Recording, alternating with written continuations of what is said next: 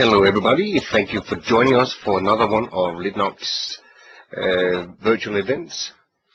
Today we are going to do tap and go proximity networking with WinRT, and it's going to be presented by Jeff Precise from Wintellect. This is our 16th event partnering with Wintellect. We will do things a little bit different today, because it's somewhat hard to present demos, physical demos via a live meeting for proximity networking. We're going to play 3 small video clips as well during some of the demo sessions. Before that, just a bit of housekeeping. And first up, I want to thank our sponsors as usual for their continued and fantastic support of the LIDNUG and LIDNUG community. So thanks to Ortrip, Telerik, Pluralsight, Wintellect Now, and Sync Fusion for all the support over the last couple of years. In order to get hold of us, if you need to, you can email us at info@lidnug.org. You can also catch us on the social on both Twitter and Facebook /LIDNUG. And our archives for the last 50 or so recordings of events you can find at youtube.com/LIDNUG. Our website, which is currently undergoing some changes and a redesign, you can find at bit.ly/LIDNUG as well. Upcoming events for July, we have another one on July the 30th with Developmental. This is Marky Kennedy. It's going to be doing 18 ways your ASP.NET MVC project can be better. You can also find all of our published events on lidnugevents.eventbrite.com. A little bit about Jeff Precise. He's definitely an alpha geek. This is his, I believe it's his 3rd LIDNUG event. He likes Stevie Ray Vaughan. He is a recognized author. You can also find him on Twitter at jprecise. And his blog is www.com/blogs/jprecise. He also has a Wikipedia page. I actually didn't realize this until tonight. Anyways, enough about this. I want to hand over to Jeff for taking time out to do yet another one of his fantastic presentations for us. So over to you, Jeff, and thank you again. Thank you, Brian. You're most welcome. And welcome, everyone. Thanks for attending our presentation today. As Brian mentioned, this presentation is about NFC, better known as near-field communication. And to get started, I'm going to switch over to a slide deck that I've uploaded to share with you, and just set the stage just a bit for this presentation and about why I was passionate about doing this. First off, NFC is an up-and-coming phenomenon, I think. I could be wrong. I've been wrong many times. Anyone who knows me can tell you I've been wrong many times. But I believe that NFC is the future of networking in many, many ways. And one reason I believe that is because of the capabilities that NFC brings to application developers. Now, one reason I got very interested in it last year was because Windows 8 has great support for NFC built into it. So does Windows Phone 8 for that matter. In fact, the NFC networking APIs that I'll be using in this presentation are part of WinRT, the Windows runtime. And if you're familiar with WinRT, or if you're not familiar with it, you may know that it is the new Windows API. It's the API that was first introduced in Windows 8, primarily to help app developers build great Windows Store apps. Windows Phone 8 also includes part of Windows 8's WinRT, about 25% of it, if you just count in terms of types and type members. And it's likely that future versions of Windows Phone will have even more of WinRT in it. But the cool thing about these APIs that I'm going to show you is that they work exactly the same on a Windows 8 device, a Windows 8.1 device, or on a Windows Phone. That means most phones any phone that runs Windows Phone 8 and has an NFC chip in it, you can do everything that I'm going to do right here on that phone. Or if you have a tablet, a Windows 8 tablet, maybe one of the cool Lenovo ThinkPad Tablet 2s, for example, many of the tablets also have NFC chips built into them. And then when they do, you can use these WinRT APIs that I'm going to show you to build NFC-capable apps that run on those tablets as well. Now, I'll be honest with you, I was very disappointed to see that when Microsoft introduced their Surface RT, and later the Surface Pro, that neither of those tablets has NFC support in it. I know that it's something that Microsoft is looking into. There are some issues around patents and patent licensing, etc. I don't know this for a fact, but I would not be a bit surprised to see future versions of Surface hopefully incorporate NFC chips as well. Now, I've said that I think that this is the future of networking. 10 years from now, I think we'll all be using NFC. Maybe we'll be using it to pay for our lunch at the cafeteria, to buy tickets at train stations and bus stations, etc. But the message that I want to leave you with today is that you don't have to wait for those NFC applications to become prevalent. Because as an app developer, whether you're developing apps for Windows 8 or apps for the Windows Phone, there are lots and lots of very cool things that you can do with NFC today. One of my missions right now is to raise developer awareness about the NFC support in WinRT so that developers like yourself can start thinking about how to use these features in the apps that you build and perhaps help separate those apps from the competition. So with that, let's jump into the slides and let's see if we can get some stuff going here.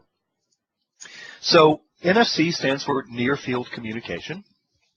It is a networking mechanism, not unlike Bluetooth and Wi-Fi. It's a mechanism that allows devices to connect to each other and to talk wirelessly.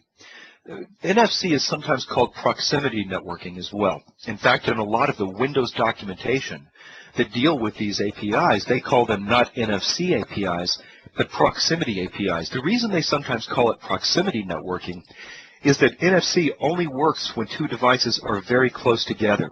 If I take two Windows phones with NFC chips, for example, and hold them back to back or within a couple of centimeters of each other, while they're in proximity, they can communicate wirelessly using an NFC. But when I pull those devices apart, sometime beyond the range of 3 to 4 centimeters, the connection is lost and those devices can no longer talk to each other. So that might seem to be a limitation.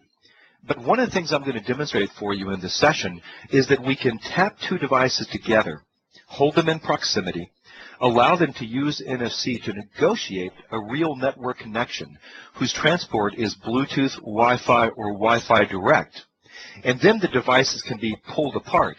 And as long as they're still connected to Wi-Fi or they're within Bluetooth range, they can shoot data back and forth. In fact, there's some great examples of this out there in the app universe today. If you have a Windows phone with an NFC chip like the Lumia 920 that I carry, then you may know that you can use something called tap and send to send photos from your Lumia 920 to another Lumia 920 or another phone, regardless of brand, that has an NFC chip built into it and is running Windows Phone 8. What they're doing there, rather than require you to hold those two phones together for the 30 seconds or 60 seconds or maybe more that it takes to transfer those pictures, they are using NFC to negotiate typically a Bluetooth connection so that the devices can be pulled apart and the pictures continue to transfer. Now, a lot of people that I know, even Windows Phone users, don't know that their Windows phones will do that, but sure enough, you can go into settings, you can see tap and send, you can turn tap and send on or off, and if you turn it on, then yes, you can hold your Windows phone up to another Windows phone and transmit pictures back and forth. The Android operating system supports this as well. In fact, last year, Samsung came out with a really neat commercial for their Galaxy 4 that played a lot here in the U.S. In the commercial, there was a long line of Apple users waiting in front of an Apple store for their new iPhone.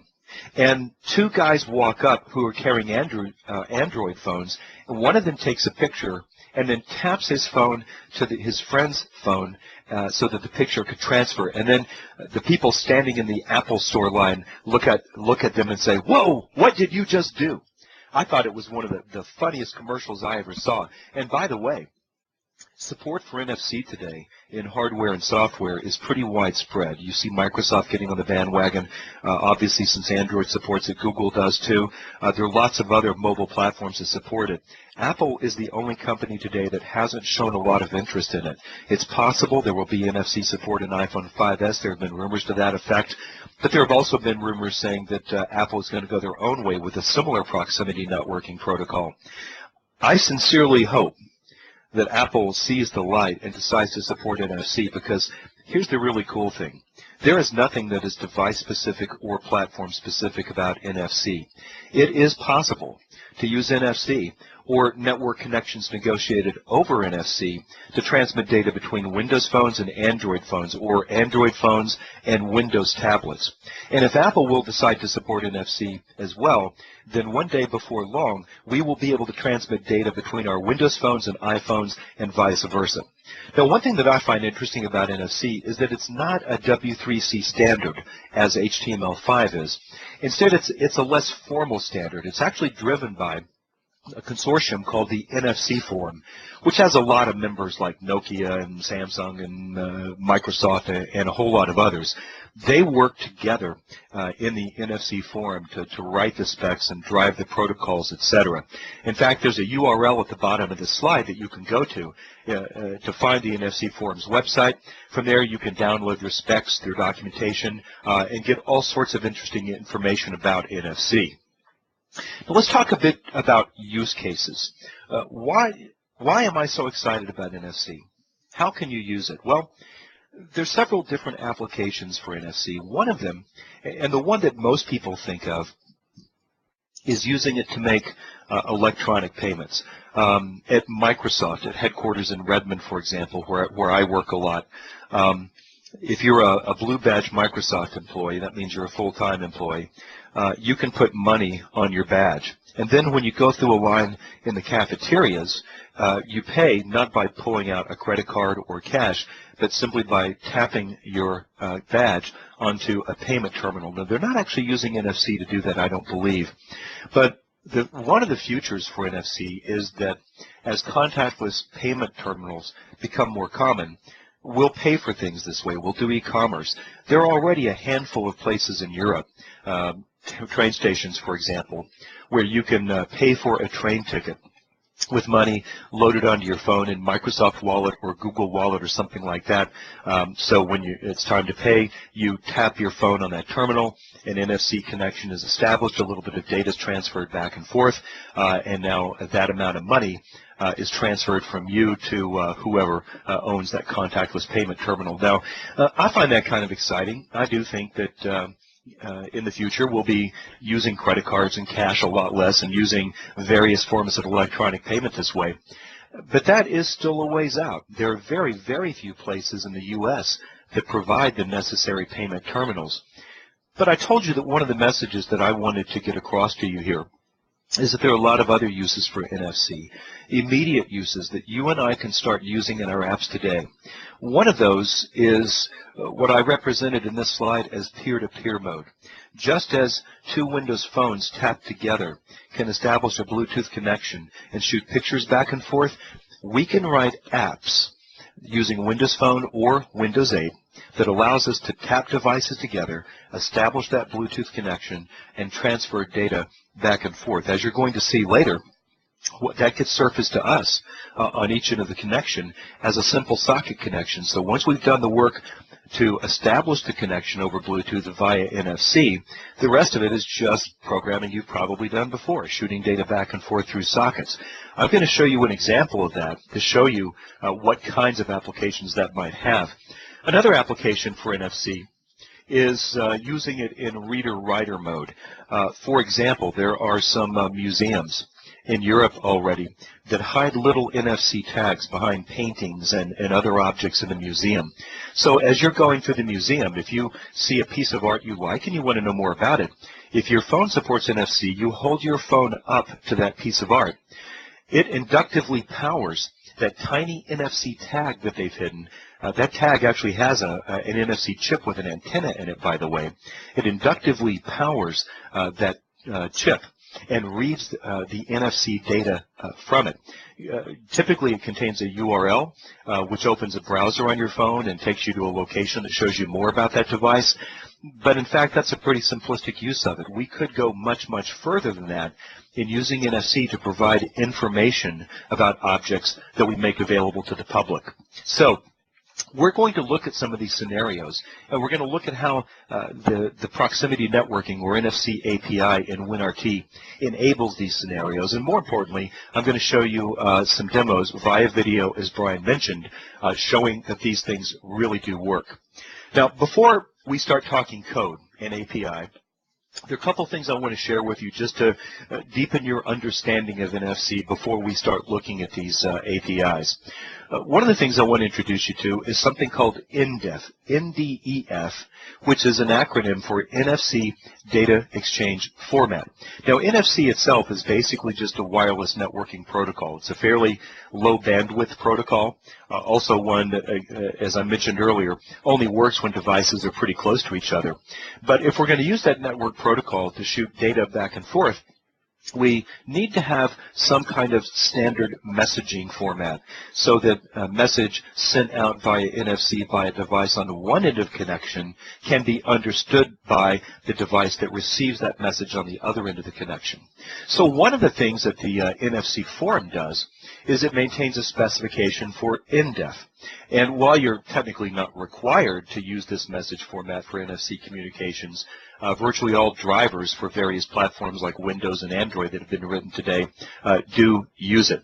So in effect, when I use WinRT APIs to send out data via NFC, what I'm really doing is calling into an API layer that calls down into a driver layer that takes the data that I want to transmit to the other device, wraps it up in a standard NDEF message, and then publishes that message to the other device. Something else I'd like to point out is that when I use the term NFC device, I'm referring to a device that has an NFC chip in it. But that device doesn't necessarily have to be a powered device like a smartphone. It can also be an NFC tag. There are several places that you can buy NFC tags that are writable today. I often in my demos use Samsung Tactiles. You can go to Amazon.com for a couple of bucks a pop. You can buy Samsung Tactiles in packs of 5 and 10 and 20 and things like that. The cool thing about them is they're essentially stickers. They're flat. They do have a sticky back that you can peel off, so you can attach it to the back of a business card, the back of a painting, even the back of your phone if you wanted to. But the tags are writable. So I can literally write 10 lines of code on my Windows phone that will write data that is an NDEF message to an NFC tag. And then if I take another NFC-capable device and hold it up to that tag, it will read the data off. Now, you may wonder, how can that possibly work, since there's obviously no power source. There's no battery hidden away inside that NFC tag, whether it's a Samsung Tactile or something else. It uses inductive power transfer to do that. Those of you that use Lumia 920s may have a wireless charger to go with it. In fact, I use that wireless charger quite a lot for mine. Instead of literally plugging the phone into the wall at night to charge it, I lay it on top of the wireless charger. And without there being any physical connection between the devices, my battery charges up. Well, all they're doing is using an electromagnetic field to transfer the power inductively. That's the same thing that happens here. When you take a powered device like a phone that's capable of reading NFC data and you hold it up to an unpowered device like a smart tag, when that phone gets within 3 or 4 centimeters of the smart tag, it uses an electromagnetic field to power the chip embedded in the smart tag. The chip then radiates a signal out through the antenna in the form of an NFC message, so that the device that's powering it can then read that message. So again, the term NFC device doesn't necessarily refer to a powered device like a phone or tablet. It applies equally well to unpowered devices like Samsung Tactiles, and we generally refer to those as NFC tags. The term NFC tag is slightly ambiguous. Sometimes people use the term to refer to the NDEF messages, but when I use the term NFC tag, I'll be specifically talking about an inductively powered smart tag like the Samsung Tactile that you see in this slide. With that, let's start talking APIs. Now, you can imagine that some folks at Microsoft, and I'm sure at Google as well, have done quite a lot of work to implement NFC, build in support for in-depth, and also for a protocol named SNEP, which stands for Simple NFC Exchange Protocol, to allow all of that to work at the driver level. But in terms of APIs, WinRT does, I believe, a marvelous job of abstracting that. You know, when you want to shoot data out through a socket to another machine that you're connected to on the internet, you don't have to grunge around at the driver level in C++ or C#. You have higher level APIs like socket APIs that abstract that away. Well, a small part of the Windows team in Redmond, Washington was charged with building an NFC API into WinRT. So that's the API that we're going to talk about. It's the one I'm going to be using in my demos in this session. And if you look at that API, there are two classes that play a prominent role in surfacing NFC capabilities to your apps. One of those classes is called proximity device. It literally represents a hardware device, be it a phone, a tag, or something else, that has an NFC chip built into it. As you're going to see, it has methods, 3 of them to be precise, that I can use to send an in-depth message out to a recipient. It also fires events that let me know when another proximity device gets close to me within 3 or 4 centimeters and when that device is taken away. It also exposes some properties that allow us to get more information about the NFC hardware in the device that we're running on. The other class in WinRT that plays a very prominent role in NFC is one named Peer Finder. Now, this is sort of it's a class that's sort of overloaded. It provides some of the Bluetooth support in WinRT. So I can use Peer Finder, for example, to enumerate devices, Bluetooth devices, that my device is paired with. We're not going to use it that way. We're going to use the other half of Peer Finder. If you want to implement tap-to-connect scenarios, where you tap 2 phones together, for example, and have them use NFC to negotiate a Bluetooth or Wi-Fi connection so that the devices can be pulled apart but can continue to exchange data, Peer Finder has support for that built in.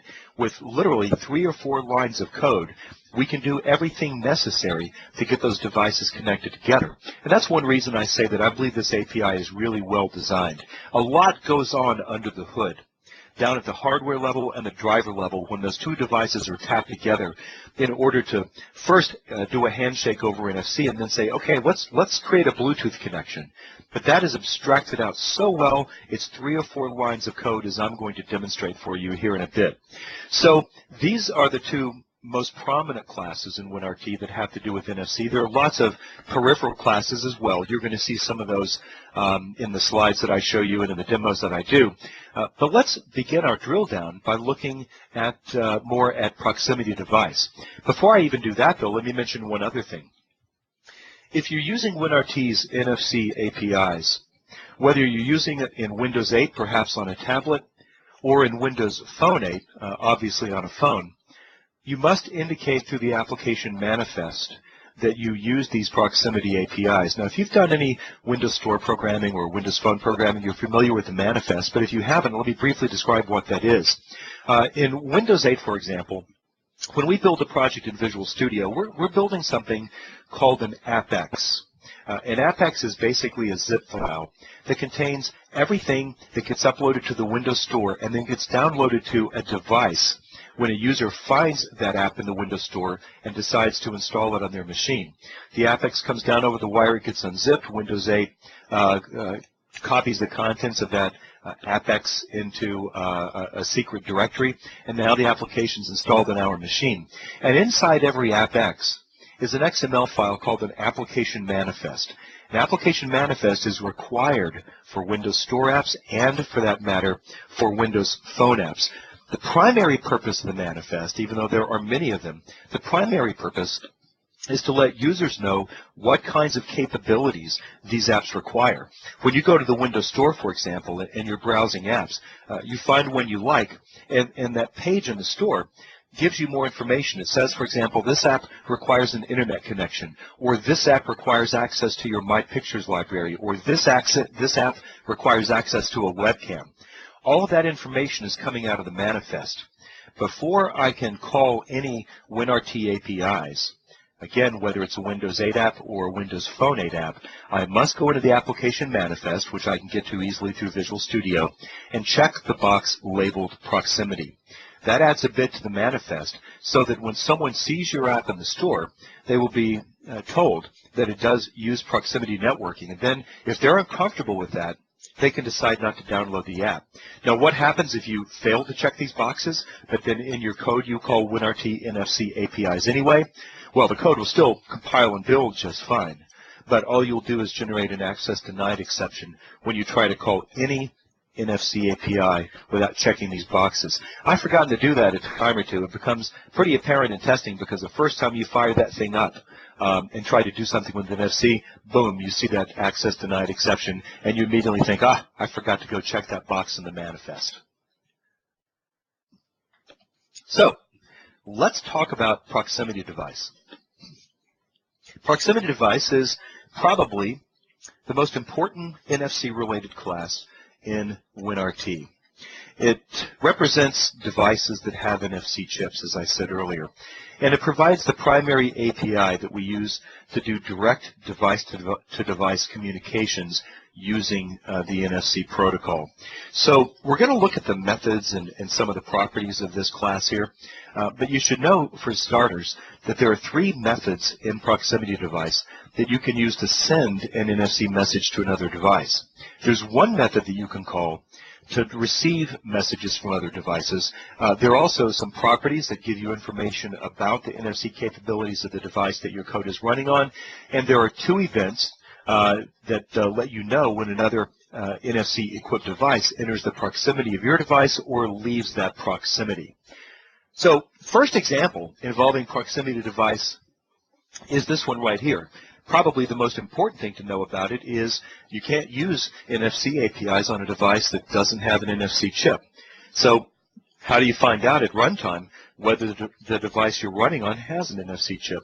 This is the code that does that. You call WinRT's proximity device class's static getDefault method. There's actually a support, by the way, if a device has multiple NFC chips for enumerating those chips and choosing the one you want to use. I have never seen a tablet or a phone that has more than one NFC chip, but if you do, realize that you can enumerate those chips with proximity device.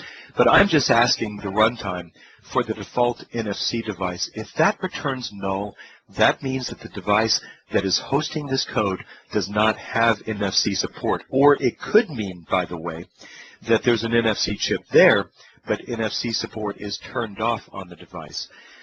If I get back a non-null value, then the value actually is a proximity device object representing the NFC chip in my device, and then I can use that proximity device object and its APIs to do interesting things with NFC. One of the things you can do once you get that proximity device reference is get more information about the NFC capabilities of the device that you're running on.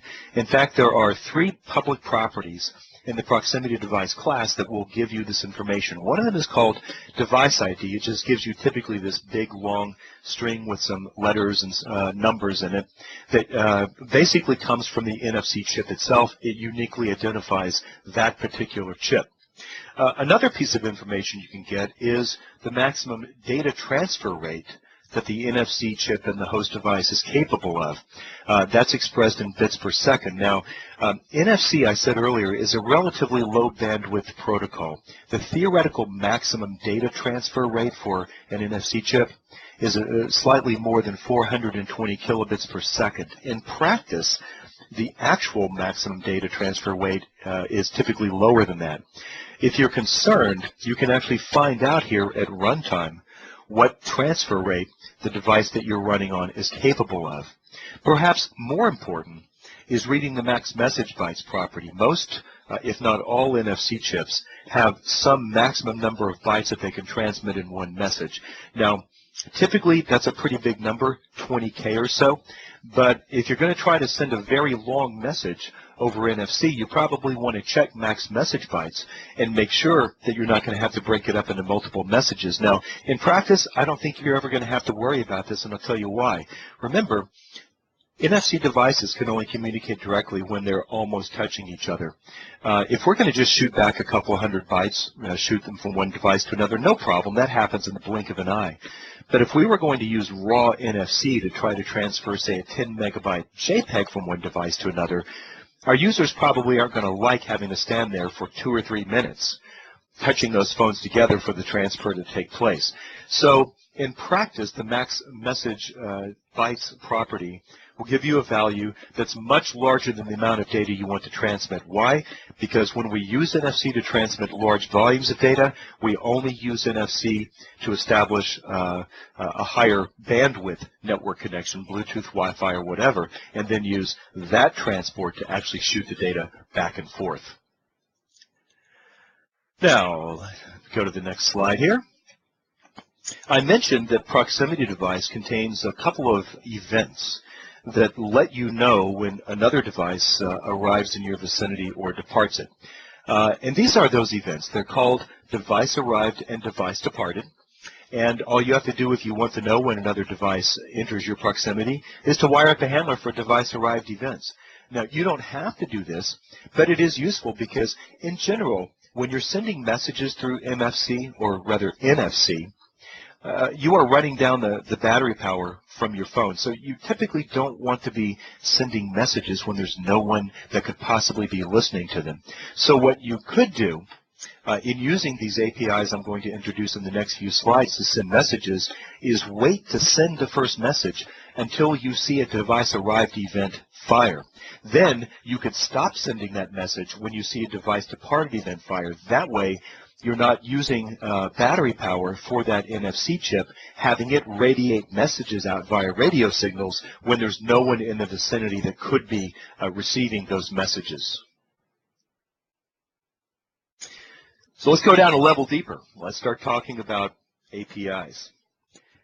There are 3 methods in the proximity device class that you can use to send messages to other devices. One of those methods named PublishMessage. The other 2, just for completeness, are PublishURI and PublishBinaryMessage. And I'm going to come back and say more about those later in this presentation. But for now, I want to focus on this one. In fact, in the first demo I do in just a few minutes, I'm going to be using this one. The purpose of PublishMessage is to publish a message to another NFC device. Now, the reason it's called PublishMessage and not SendMessage is that once you begin publishing a message, it literally is being published using radio frequency. It doesn't stop being published by default when someone receives it. You can make that happen if you want, but you have to write a couple of lines of code to do it. This is basically saying radiate message to any device that enters my proximity and wants to know about it. PublishMessage is something that is designed, it does send standard in-depth messages, but because there aren't that many standard in-depth record types defined, and I did mention this earlier, but I should clarify. When you transmit data via NFC, you're transmitting in-depth messages. Inside an in-depth message is one or more in-depth records. The in-depth message format is well defined by the NFC form. The records inside those messages are not that well defined. There's literally a handful of standard record types that are defined, but because there were so few of those, almost all software vendors today, like Microsoft and Google, have to define their own application-specific records that, for the most part, only work between their own devices. Under the hood, when you call PublishMessage, you are broadcasting through radio frequency waves an in-depth message containing an application-specific record that is only understood by Windows devices. Now, you could write an Android app that took that message and decomposed it, understood the Windows message format, and could use it, but I don't know if anyone's ever going to do that. In fact, we use this method to publish messages through NFC to other Windows devices. Now, here's an example of what calls to PublishMessage look like. In the first example, I'm calling PublishMessage on a proximity device object. Excuse me. And the first parameter that I pass in is the string windows.sample. That is the message type. Now, the message type has to be Windows dot, but what comes after the dot can be anything that you want. What's important is that the sender and the receiver agree on this. So you could call PublishMessage multiple times from the sender side. You could publish a windows.foo message and a windows.bar message, and any device that enters your proximity that said, I want to know about, say, windows.bar messages, will be notified that a windows.bar message is available from another device. The second parameter that you pass to publish message is the data that you want to transmit to the other device. Now, while you can transmit binary or string data in NFC, in this implementation of WinRT, publish message insists on a string in the second parameter. So the only type of data you can transfer from one device to another with this API is string data. Now, one more thing. In that first example, I'm passing 2 parameters to publish message. That works. You can type it in and you can try it. But you can pass in a third parameter as well. And that parameter is a callback function. If you want to know that that message has been transmitted to and received by another device, then you simply provide that callback method. In this example, I've named it onMessageTransmitted. And what I'm doing inside that callback is calling proximityDevice.stopPublishingMessage to stop publishing that message. In other words, my intent in this example was to publish a message until another NFC device receives it, and then to immediately stop publishing that message to avoid unnecessary battery drain. This means if I want to send the same message to another NFC device, I'm going to have to call publish message again. But it's up to you. You can continue publishing the message for as long as you want, realizing it's going to drain battery power on a mobile device. Or if you prefer, once you know it's been delivered, you can call stop publishing message, as I'm doing here, immediately so that it will no longer be published. That's how you transmit a direct NFC message to another device containing string data using an agreed-upon message type. On the receiving end, if you want to receive these Windows messages, then you use a proximity device method named subscribe4message. I'm going to show you an example of this on the next slide, and we'll be seeing more examples in our first demo, which is kind of quick. But realize that what's really important about subscribe4message is that you have to provide a message type, which will be that Windows dot something that you've agreed upon with the sender. Also realize that subscribe4message can be used to do a lot more than just listen to Windows-specific messages from other Windows devices. In fact, I'm going to speak more to this later. One of the cool things you can do with it is ask it to tell you when a writable NFC tag enters your vicinity, what the capacity of that tag is, so that you know, excuse me, the maximum amount of information that you can write out to it. You can also use subscribe4message to generically subscribe for any in-depth message from any device. So that's the basic strategy that I could use to connect a Windows device to, say, an Android device. Now, I'm going to mention in a few moments a third-party open-source library that will help you with that. It turns out that in WinRT, they have not provided generic classes that wrap any and all types of in-depth messages, but there are third-party libraries that do. So on the Windows Phone, I often use a little app called NFC Interactor. It costs $1.99, but I can hold it up to another NFC device that's powered or an NFC tag that's not powered. It will pull the in-depth message off of that device, decompose it, and show me exactly what's on there. In fact, one of the times I used that back in early March, I was over in Europe for Microsoft's annual Tech Days event over there, and in the Belgium version of that event, each attendee's ID badge had an NFC chip embedded in it with information about that attendee. Well, I had a badge too as a speaker, and I was really curious to know what kind of data Microsoft had put on that badge using NFC. So I took that NFC Interactor app on my phone, I started it up, I held my badge up to my phone, and my Windows phone showed me exactly what Microsoft encoded on that badge. They encoded my first name, not my last name, interestingly enough, and not surprisingly an attendee ID that uniquely identifies me. But let me show you how we could use subscribe4message to receive a Windows.sample message like the one you saw sent a couple of slides ago on the using publish message slide. Using subscribe for message is very easy. If I want to hear from other Windows devices with Windows-specific messages, I simply call it. I pass in the first parameter a string specifying the message type I'm interested in, and in the second parameter a callback method. If I do this and then hold my device up to a device that is publishing a Windows.sample message, then my onReceived callback will be called, and I can look in the message type property of the proximity message parameter to find out exactly what type of message it is. That might be useful if you're subscribing for multiple messages. But more importantly, I can look at the data as string property of the proximity message object to get the string message that the sender passed in the second parameter to publish message. So it's very, very simple. And by the way, just as when you call publish message, you continue publishing that message until you call stop publishing message. When you call subscribe for a message, you continue subscribing for those messages until you call stop subscribing for messages.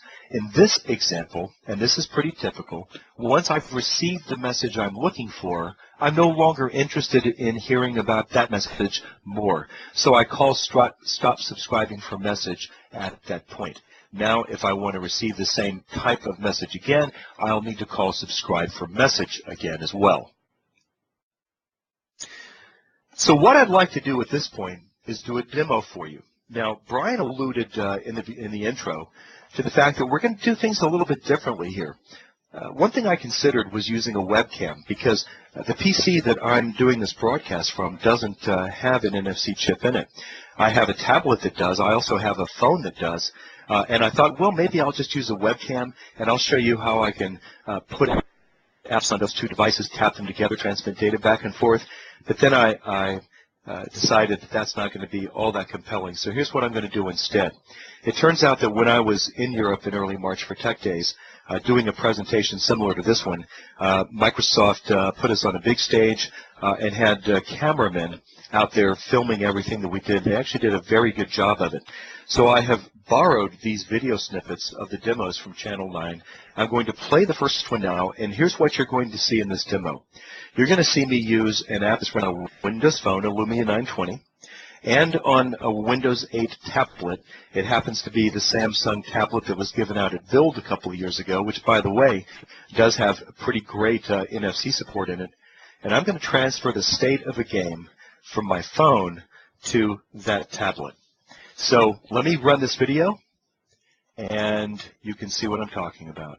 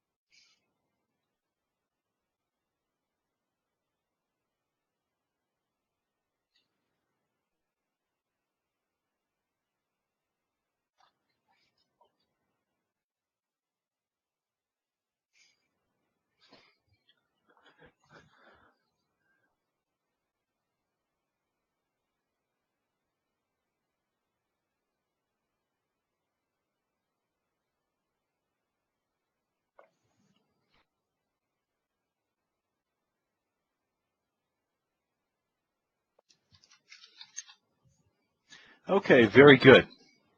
Now, it may have taken some of you a few seconds for that video to begin playing, so I'm going to pause for just a few seconds here, just in case some of you are just now finishing it, because I want to make sure you have time to see everything that I saw.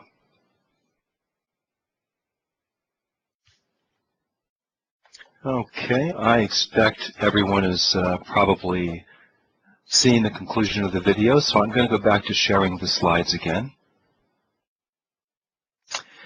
And I want to show you what I did in code to make that demo work. So at this point, I'm going to share my desktop for you, or at least a portion of the desktop. So in a moment, you should see my desktop come up. Actually, let me do this. I should be able to get to the sharing frame, which I've already set up right here. And there we are. And let me bring up Visual Studio. And hopefully, if you're following along with me, you now see Visual Studio 2012 on my desktop. And what I'm going to do is go open a project, actually a solution containing a couple projects. And by the way, if you would like a copy of the sample code I'm showing, I'm going to make that available to you through a SkyDrive URL. In fact, let me go ahead and get that up there.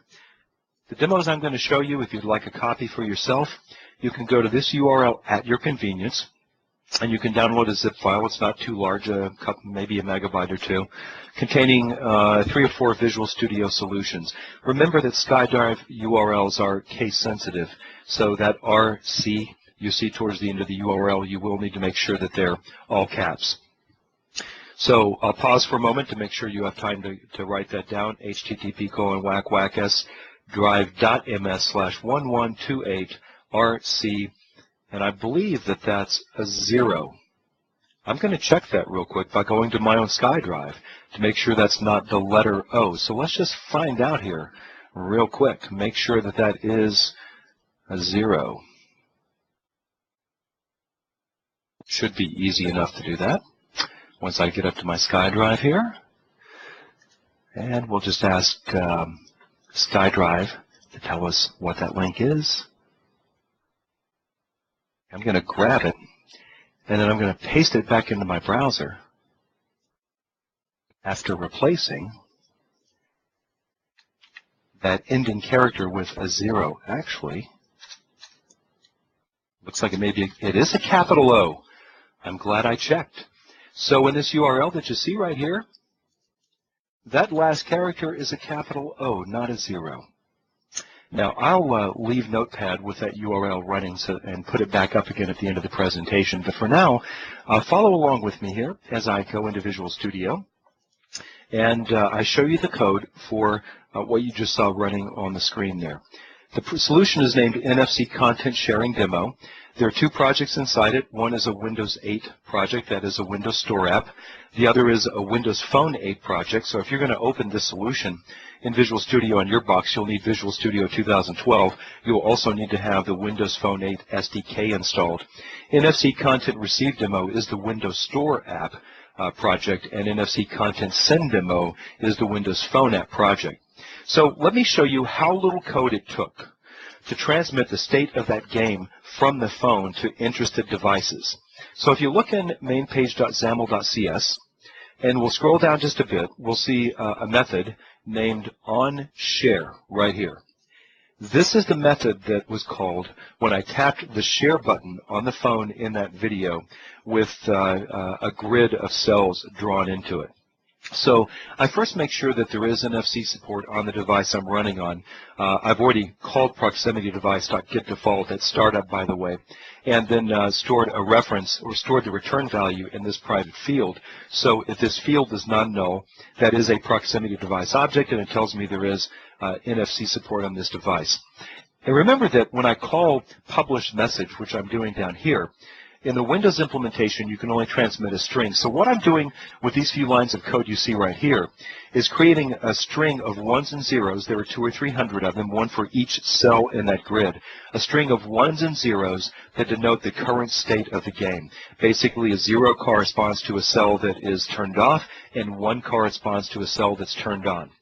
Then I call PublishMessage on the proximity device that I got back from proximitydevice.getDefault. I specify windows.life as the message type, And here I get the string that I built with the string builder, that string of ones and zeros, and I begin publishing it. Notice I'm also providing a message transmitted callback because in this case, as soon as I see that another device has received a message, I want to save battery power by stopping the publishing process. So here in the callback, you see me calling proximity device.stop publishing message. That means the phone user has to tap the share button to share the game. They hold it up to another device. The other device receives the state of the game. I stop transmitting, and I re-enable then that share button. So if that phone user wants to share the game with another device, they'll just have to tap that button one more time. Now, you can see how simple it was from the sending side for the Windows Phone. Let's take a quick look inside the Windows Store app project to see what it took to receive that message. And it's equally simple. I've opened mainpage.xaml.cs, and we should find down here a little bit further. Actually, I think I've done it up here at the top. Pardon me. At App Startup. Yes, right here. You can see me when the app starts up, calling proximity device.getDefault, making sure that there is NFC support on this device, and if there is, then I call subscribe for message, and I'm using that agreed upon message type right here. That means that now, while this app is running on my tablet, since it's basically listening from the get-go, if an NFC message of type windows.live is received, this callback will be called, and here is that callback. Now, down inside here, what I'm doing is I first read that string of ones and zeros that I received from the sender, and then in this for loop right here, I'm basically decomposing that string, and in this for loop, I'm duplicating the grid state that's represented by that string of ones and zeros on the receiving device. So pretty simple. The basic infrastructure to receive the message is 2 or 3 lines of code. By the way, you may have noticed this call to dispatcher run async. If you don't know this already, you should know that virtually all networking-related events and network-related callbacks in WinRT do not come on the application's UI thread. Instead, they come on a background thread borrowed from a process-wide CLR thread pool. But in this case, since I'm going to touch the UI, I'm going to modify properties of XAML objects to show that grid to the user. I must be running on the UI thread to do that. Dispatcher run async is the way in a Windows 8 or Windows 8.1 Windows Store app, you marshal from a non-UI thread back to the application's UI thread. In other words, this would all compile just fine without this dispatcher run async, but at runtime, the moment I try to touch the UI right down here, actually right here when I first reference a rectangle, then all I would do is throw an access denied exception because I'm trying to cross thread boundaries. So good thing to know about WinRT if you didn't know it already. Anytime you're executing code on a non-UI thread but need to get back to the UI thread to deal with the UI, dispatcher run async will do it for you. In Windows Phone 8, there's a similar method named dispatcher begin invoke, which we use to do exactly the same thing, to marshal from a background thread back to the UI thread.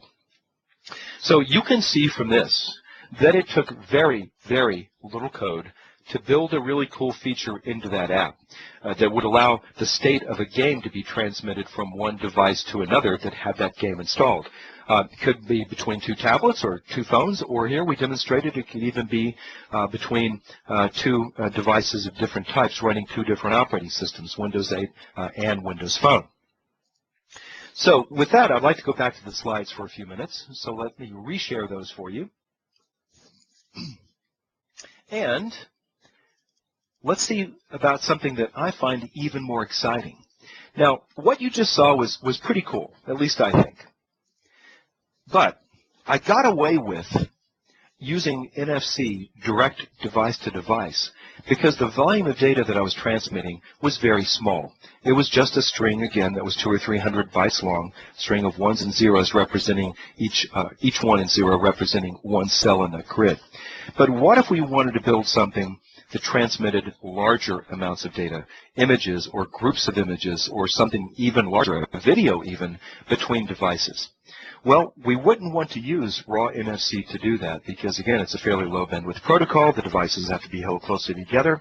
But as I've mentioned a couple of times already, we can also use NFC to put 2 devices together, let them have a brief conversation using in-def to negotiate a socket connection whose transport is Bluetooth, Wi-Fi, or on devices that supported Wi-Fi Direct. Now, if you've never heard of Wi-Fi Direct, not a lot of devices support it yet. There are a few out there. It's basically Wi-Fi without a router. It is a way for devices to hook up to each other directly and communicate just like they do when they pair up with Bluetooth. But Wi-Fi Direct is a higher bandwidth protocol than Bluetooth is. In Windows 8, there is already support for Wi-Fi Direct. Windows Phone 8 doesn't have it. But I would not be surprised to see the next version of Windows Phone include Wi-Fi Direct support as well. But let's talk about Tap to Connect, how we write code that allows two NFC devices to be tapped together to establish a higher bandwidth network connection between the two. Thanks to the Peer Finder class in WinRT, it's very, very simple. The first thing we want to do is make sure that the device we're running on supports NFC and supports Tap to Connect. And this bit of sample code on the slide here shows how you do that. You check the static supported discovery types property of the Peer Finder class, checking for a flag named peer-discovery-types.triggered. If that flag is present, then your device supports Tap to Connect, which necessarily means that it supports NFC as well. Now, once you've established that Tap to Connect is supported, to actually make a connection to another device via NFC, you write two more lines of code. You call peerfinder.start so that your device starts listening for other devices to come in its proximity requesting a connection. And before you call peerfinder.start, you register a handler for a static event fired from PeerFinder named triggered connection state changed. In this example, I call that method onTriggered. And basically, you're going to see this event fire not once, but typically 4 or 5 times when another device that's wanting a Tap to Connect network connection approaches your proximity. Now, let me show you this. In this example, each time the triggered connection state changed event fires, I'm ignoring the state property of the event args unless it's equal to triggered connect state dot completed. That's the one that's really important, because when the event fires with that value of e.state, that means that a network connection has been negotiated via NFC. And from the socket property of the event args, you get a WinRT stream socket object. Now, doing networking over this Bluetooth or Wi-Fi or Wi-Fi direct connection, straight peer-to-peer, by the way, negotiated over NFC, is no different than doing any other sockets programming. You can shoot data out through that socket. It's a duplex socket, so you can receive data back. It's just socket code, but we used NFC with a very minimal number of lines of code to get that socket connection between the devices. Now, just for completeness, let me mention this. I told you that triggered connection state changed event will probably fire several times. Here are all the values that e.state property can be set to. Generally, the first one you'll see is trigger connect state.error found. That tells you another device just entered your proximity, asking for a network connection, and that connection has been negotiated. Now, it hasn't yet been fully hydrated, so you don't have a socket yet, but it's actually okay at that point to move the devices apart. And that thing usually fires really quickly. Once the devices are together, if it's a Windows Phone, you'll typically hear it make a little jingling noise. That tells you it's already okay to move the devices apart. Then there are other values that can come in as well, but again, the one we typically care the most about is the completed value, which indicates that the connection was established, it's ready to go, and we're ready to use the stream socket object for communications given to us in the socket property of the event args. Now, I'm going to show you this in just a moment, but first there are a couple of other things I want to mention. Number one, in Windows 8, when you establish a connection this way, Windows will try to establish a Bluetooth connection and a Wi-Fi connection, and if appropriate, if there is support for it on the host device, a Wi-Fi direct connection. It is undefined which one of those you will actually get. Typically, the Bluetooth connection will come back first, but that may change in the future when Wi-Fi direct device. There is support in the API, however, for telling Windows which type of connections you'll allow it to establish. Through 3 properties of the PeerFinder class named Allow Bluetooth, Allow Infrastructure, and Allow Wi-Fi Direct. All 3 of those properties default to true. That's what's actually giving Windows permission to use any of these transports in the connection that it establishes. But if you know you're going to transmit very, very large amounts of data, for example, and you want to make sure you have a Wi-Fi or Wi-Fi Direct connection since they are higher bandwidth than Bluetooth, then before calling PeerFinder.start, you could set PeerFinder.allow Bluetooth to false, and then Windows would not even attempt to use Bluetooth as the underlying transport. By the way, there is not any API in WinRT that will let you find out what the transport is once a connection is established. There is just this API for exerting some control up front over what type of transports you will allow. One other thing I want to show you before we look at this next demo is alternate app identities. It turns out every Windows Store app and every Windows Phone app has a unique identity. And when you connect to an app, or you connect 2 devices together, let's say it's 2 similar or nearly identical devices, 2 tablets, you need to have that same app installed on both. But what if you wanted to connect to another app on the other device? Or what if the 2 devices were different? Maybe one is a Windows tablet, the other is a Windows phone. App identities are actually represented slightly differently on those 2 platforms.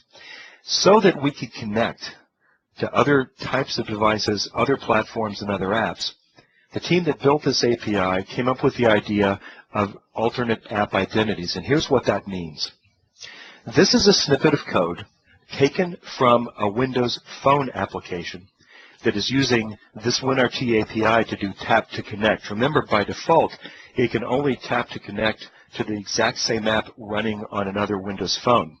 But what I've done here is, before calling PeerFinder.start on the phone, I add to the alternate identities dictionary, which is accessed through the static alternate identities property of PeerFinder, the ID of a Windows Store app that I want to connect to on another device. Now, to get that ID, I opened that Windows Store app up in Visual Studio and got its package family name, copied it into this code, and then added !app after the end.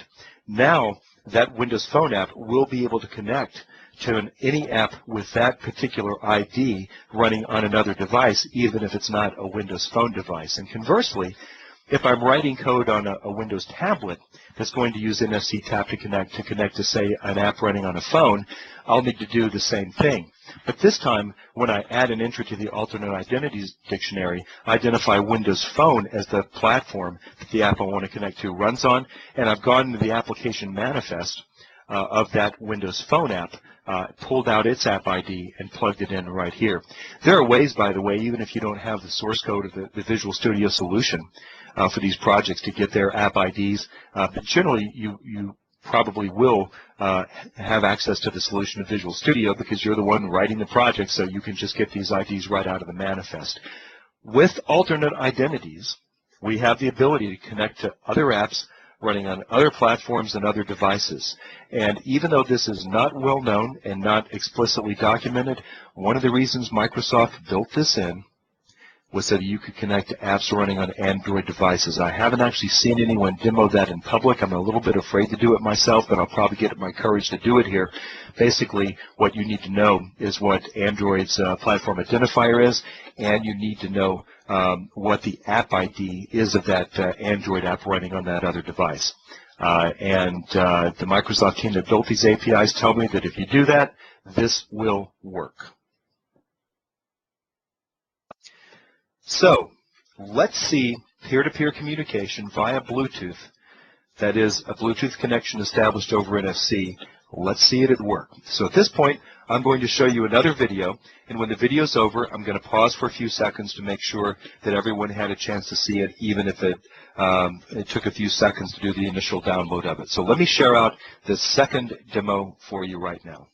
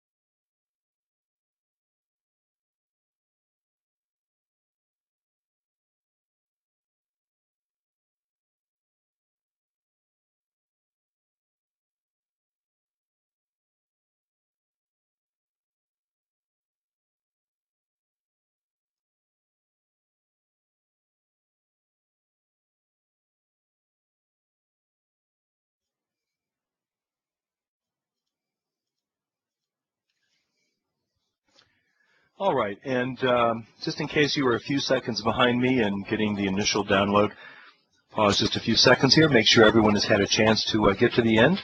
It's my friend Peter there, who I selected from the audience. I didn't want to embarrass anyone, so I did approach Peter before that presentation started and made sure he was okay with me bringing him up on the stage, but he did a great job. And as you can see, the cameraman that Microsoft had in that auditorium did a fantastic job as well, allowing everyone to see what was going on both of those devices. So I'm going to assume that you were able to finish that video, and I'm going to go back to our slides. So you've seen WinRT NFC APIs now used to implement two, I think, pretty exciting use cases for NFC. In one, we use direct NFC peer-to-peer communications to transmit the state of a game from one device to another, specifically from a Windows Phone to a Windows tablet. And in the second one, we used NFC to establish a Bluetooth connection, which was presented as simply a socket, an open stream socket on each end, to allow that same Windows Phone and the same Windows tablet to do longer term, longer running, and higher volume communications with that distributed drawing program that you saw. Now, at the beginning of this presentation, I said, yeah, one day maybe we'll all be using NFC to do contactless payment, and I hope that's true. But I also said there are great ways that you can put NFC to use in your apps today. And these are the kinds of things I have in mind. There's nothing preventing us from building these kind of applications in today. Maybe you work for a company like Amazon and you're building an e-reader for Windows Phone or Windows 8, and you want someone to be able to share bookmarks in a book or share reviews of a book or something like that with another device. Hey, why not just allow them to tap that device to another one, use NFC to shoot the data through, or if the data is large, use NFC to establish that Bluetooth connection and use it to shoot the data? Think of the possibilities of the cool things that you can do in your apps by using those capabilities. Now, I've got a few more things I want to talk about. We have just 15 or 20 minutes left, so I'll try to move quickly through this. But there are a few other things I want you to know about WinRT's NFC APIs. Not only for completeness, but also because I do have one more short demo to show you. So I told you that there are three methods in the proximity device class for sending messages to other devices. And one of them you've seen now, up close and personal. It is the PublishMessage method. And one drawback to it is that it can only be used to send data between Windows devices. But let me introduce you to the second method in this class for sending data between devices. It's called PublishBinaryMessage. Now, whereas PublishMessage only allows you to send string data, PublishBinaryMessage allows you to send any kind of data, even binary data. And you might think, well, I could use this then to shoot binary data directly through NFC from one device to another. And you would be right, you could do that. But that is not how this API is typically used. Far and away, the most common use for PublishBinaryMessage is to write in-depth messages to NFC smart tags, like Samsung Tactiles. Let me show you what I mean. Suppose you wanted to write a URL to one of these Samsung Tactiles. This is the code you would use to do it, and this will work with just about any writable NFC smart tag you can buy out there, by the way. They vary widely in how much data they will store. Samsung Tactiles are relatively expensive because they'll accept a couple of K of data. Some of the less expensive tags will only hold 100 or 150 bytes sometimes. But if all you're putting is a URL on that tag, then you don't need a lot of capacity to do that. This code, which I typically run on my Windows Phone, will write out to an NFC smart tag a URI that points to my company's website. The cool thing about any Windows or Windows Phone device is if you now hold this smart tag up to it, if that device has an NFC chip in it, it will see an in-depth message containing a URL on that chip. It will read it off, and it will launch the browser and take you to that URL. So one thing I do sometimes is I put NFC smart tags on the back of my business cards that have my company's URL or my blog URL or something like that encoded. And then when I hand that business card to someone, I tell them, hey, if you want to know more about me, just hold that thing up to your phone. And if they have an NFC-equipped phone, even if it's not a Windows phone, by the way, this will work with Android devices as well. This will launch the browser on that device and take them to www.wintellect.com. Something else you can do while you're writing in-depth messages to these smart tags is write launch tags. Now, the reason that writing a URL to a smart tag in in-def format can succeed in launching a browser on a variety of platforms, Windows, Android, and others, is that one of the standard record types that the NFC Forum has defined is one for URLs. Unfortunately, the NFC Forum, at least as of yet, has not defined standard in-def record types for launching applications on platforms. So different vendors have come up with platform-specific ones. Google has done it for Android. They call them AARs, Android Application Records, which are designed to allow you to hold up an NFC tag to an Android phone and launch an app on the phone. Microsoft has also defined its own launch tags for Windows devices. So the code you're looking at on this slide uses proximity device.publishBinary message to write a Windows launch tag to an NFC tag.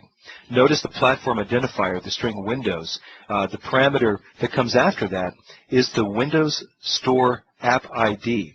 And in this case, I went in and got the app ID for Angry Bird Space, a popular application for the Windows platform, and encoded that there. So if I run this code on my phone and I hold a writable NFC smart tag up to it, the data gets written to it as an in-def message. I can now take that thing, walk it up to a Windows tablet, say, that has Angry Bird Space installed on it, and the Windows tablet will automatically launch Angry Bird Space. By the way, you may wonder, what does Windows do if it sees an in-def launch record for a Windows app that isn't installed on that device? Well, Windows does something pretty smart. It takes the user to the store and attempts to locate that application by ID so the user can choose to download it if they want to. Now, that is the code that writes out a Windows 8 launch tag. If you want to write out a tag that will launch an app on a Windows phone, the format is slightly different. The platform identifier changes from Windows to Windows Phone, and the format of a Windows Phone app ID is slightly differently. But by making minor changes to this code, I can write out to an NFC smart tag something that will, when held up to a phone, cause a specific application to launch. What's not so well known, but works perfectly well, is that you can write dual Windows launch tags out. Suppose you have both a phone version of a certain app and a Windows 8 version of it designed to run on tablets.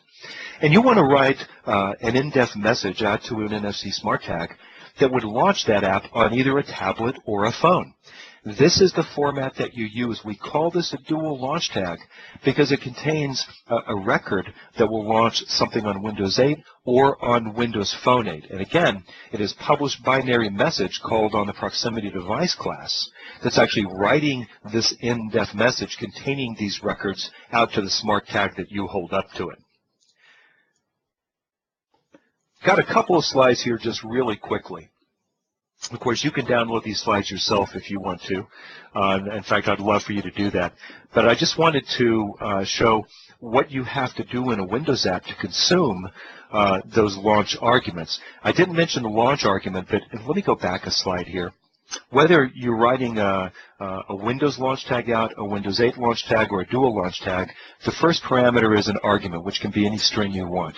If this were a weather app, for example, you might encode a zip code or a latitude and longitude so that when the weather app is launched, it could consume that string parameter and show data immediately for that zip code or for that particular latitude and longitude. This is all you have to do in a Windows 8 app to consume that parameter. And you go into you go into main page.xaml, typically override the onNavigated to method, and basically treat it as if it were the argument that's encoded with a secondary tile in Windows 8. Your app.xaml.cs file already has code that will pass the argument attached to a secondary tile over to main page.xaml when the app starts up. Well, without any code changes whatsoever, if you launch from an NFC tag, then that argument will be the argument encoded in the NFC launch record. Pretty cool. In other words, if you have coded your Windows 8 app to launch from secondary tiles with arguments attached to those tiles with 0 code changes, you can launch from NFC tags and consume the arguments passed or encoded in those tags as well. It's slightly different on a Windows Phone. In a Windows Phone, when an app starts up, if you want to get any parameters passed to it, you go through navigation context query string, at least in Windows Phone 8. So there's a little bit of magic you have to know about. You have to know that the operating system has taken the argument encoded on that NFC launch tag, and it's passed it in the query string. And you have to know that its name is, or the query string parameter's name is NS_NFP_launch_args. Knowing that, this little bit of code right here will allow you to consume that argument that was encoded on the tag. One last thing before I do a quick last demo here. One of the things that's very useful at times, and this is perfectly well documented, it works, but it's very hard to find, is before you write data to an NFC smart tag, you might want to know what its capacity is. Remember, some of the less expensive ones that cost 15 cents each might only hold 100 bytes or so, whereas a Samsung Tactile, which typically costs more like $2, can typically hold a couple of thousand bytes. So here's the way you find out in your NFC app, before you write something to a tag, what its capacity is. You subscribe for a special message that's actually defined by the NFC forum called writable tag. Now, you're listening for messages, and when a writable smart tag approaches your device and gets within its proximity of 3 or 4 centimeters, you'll see this on-receive callback called, and with a little bit of code you see my handler, you can find out what the writable tag's capacity is in bytes. Now, generally, when you write something to a tag, it overwrites what's already there. There's no support for appending to something already there. But it is useful to know what that writable tag size is to make sure that what you're going to write will fit on there. Let's do this. I'm going to go over and share one last video with you here. I'm going to show you how I'm using Samsung Tactiles to launch things on Windows devices.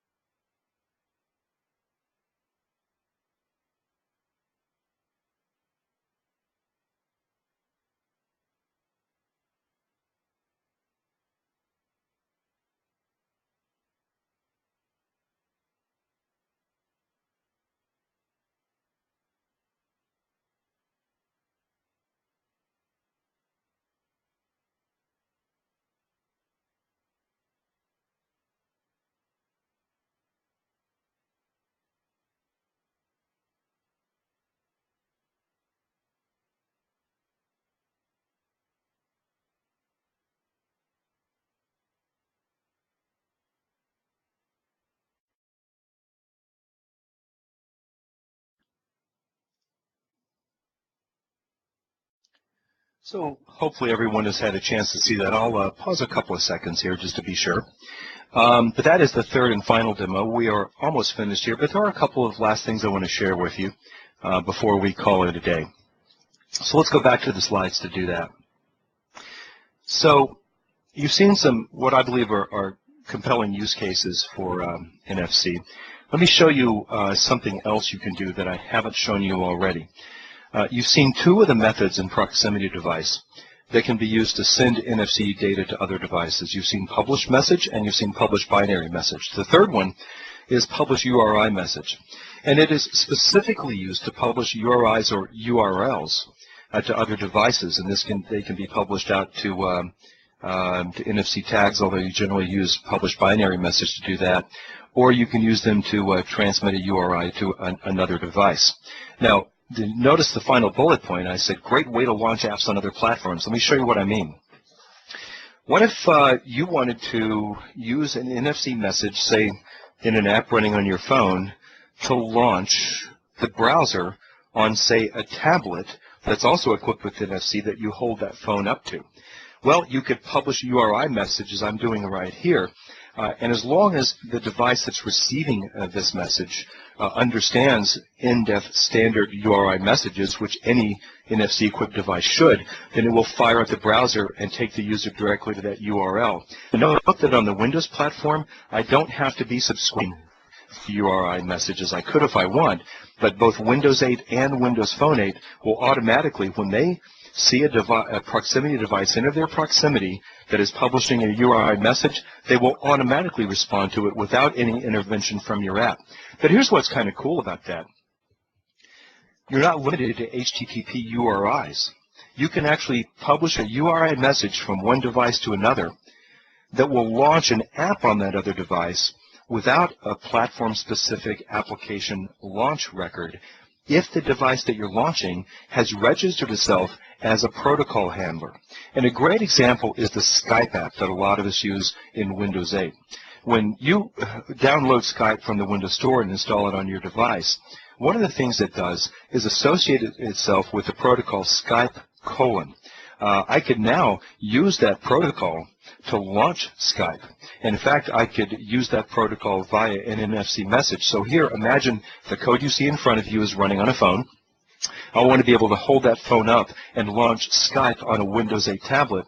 Well, all I do is publish a URI message containing a Skype URL. Lori.Procise is my wife. !call is what Skype understands to mean I want to call that user. And then, indeed, that will launch Skype on that other machine. So, pretty cool. So that concludes our presentation there. I hope that you found this useful. More importantly, I hope that if you didn't know a lot about NFC or its use cases coming in, I hope that you have some ideas now for ways that you can put proximity networking to work in your apps to build bigger and better Windows apps, Windows Phone apps, or even if you're interested in other platforms, how you might use NFC to build great features into those apps as well. So let me put back up one more time this URL from which you can download the Visual Studio solutions containing these code samples. To do that, I'll go back and share my desktop and put Notepad up with that URL.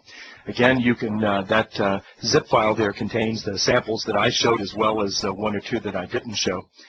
If you ever need to contact me, you have some questions, jeffpro@wintellect.com, JEFFPRO at wintellect.com is the way to reach me. And Brian, if you're still here, I'm going to turn things back over to you. Fantastic. Thank you very much, Jeff. That was quite educational today. This was an area that I'm particularly very interested in and don't often get a chance to play with. Just a question here. Besard is asking, what about the slides? Will we make the slides available? I'll certainly make mine available. Do you want to make yours available? I'd be glad to. Fantastic. We will set it up, and Besard, we will send out a message. If you're registered, you should be easily get the details for it. So everybody that's registered will get the URL for where they are located. Acid is asking also quickly, how are NFC tags different than QR codes? Yeah, it's a good question. So a QR code is a way of transmitting information, obviously, using a visual reader. The big difference with NFC is the physical medium is a chip. The data is transmitted through radio waves. The format is very different from that of QR codes.